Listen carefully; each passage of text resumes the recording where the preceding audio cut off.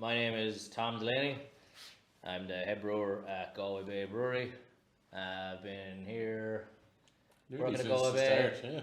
I wouldn't say the start, no. I wouldn't take that from Chris. I'd say Chris was the real start. And I wouldn't take that from John. John was the actual first brewer. But Chris, I think when Chris took over from John, that was the real kind of turning point for Galway Bay, like proper hoppy West Coast American style beers, like barrel aged stouts, making barrel sour, like lambic style sour beer. So I joined in 2013. So I'll be this Ladies' Day race week. I'll be 9 years at Galway Bay. I've been head brewer I think since 2017. I think. So yeah, great company, great beers. It is a dream, It is a dream job, and like sometimes you kind of have to be like pinch yourself a bit. But excellent, yeah. Yeah, that's the crack. So started as a home brewer. Kits were so bad, gave it up. Just wasn't satisfied, and came back to it then in 2012. He got super serious into it.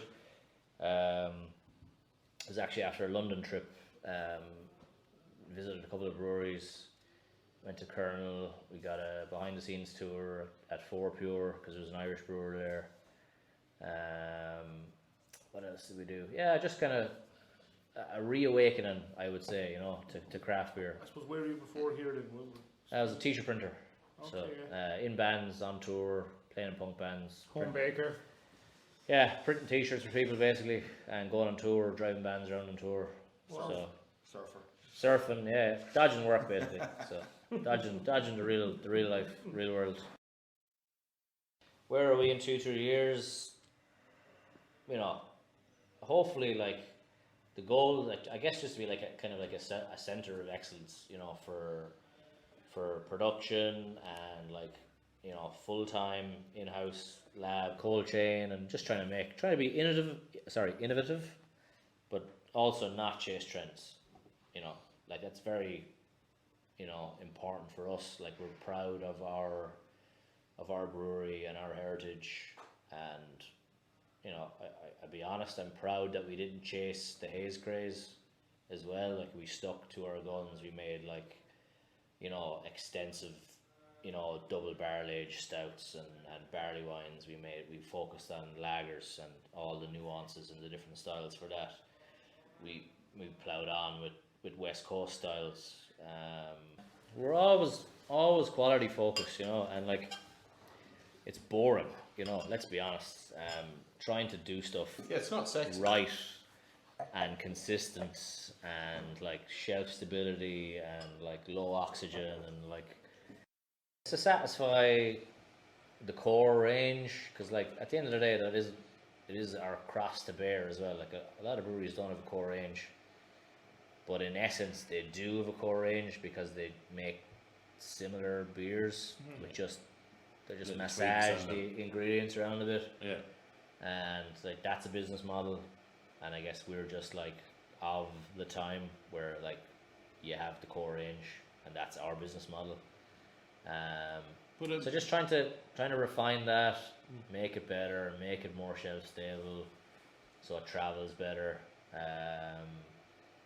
and then trying to innovate then with one-offs and get enough new beers out there that you kind of stay relevant with drinkers, and that you aren't viewed, because like I said, I feel vulnerable and like might have a pessimistic view, but mostly though that's just in my mind to make me drive forward and be better. Your own you heritage. so you don't rest on your laurels, that kind of way. You can't just be like, well, whatever. So yeah, just to try and just push it on and just be better, and like have a great team of people here that like love working at the brewery, love coming to work. Like with bars closed, I managed 14 new beers. And like most breweries are probably doing that With bars in 2 open. months. That kind of way. Yeah. So that'll kind of give you an idea of like what I have to manage here with beers, different styles, export market. My biggest fuck up at the brewery was probably In Bloom, Gorse Flower Wit. Yeah, so I was running the bottom line that day. And it was a good surf forecast. I was a good surfer at the time. Davey was like young, learner surfer, and then Chris was a kayaker who was terrified of the water, but he was like, we're all going surfing. And I was like, brilliant. And it was like still one of the best days of surfing. I think we got the bottom line to like 2,800 bottles an hour, and I was like, this bottle line's like never run this fast. This is amazing. Because basically, like, the foam on the beer basically dictates how fast you can run the line. So it's a counter pressure bottler, but you have to kind of cap on foam, and that's kind of dictated by how fast you fill the bottles. Yeah. And I was just like 2,200, 2,300. I was like, okay, we've never gone past 23. Got to 28, and I was like, man, we're fucking ripping it here. We're going to be in the water by fucking 3 o'clock. Amazing. Chris comes out of the office. He's like, oh, Savage, you're nearly done, whatever.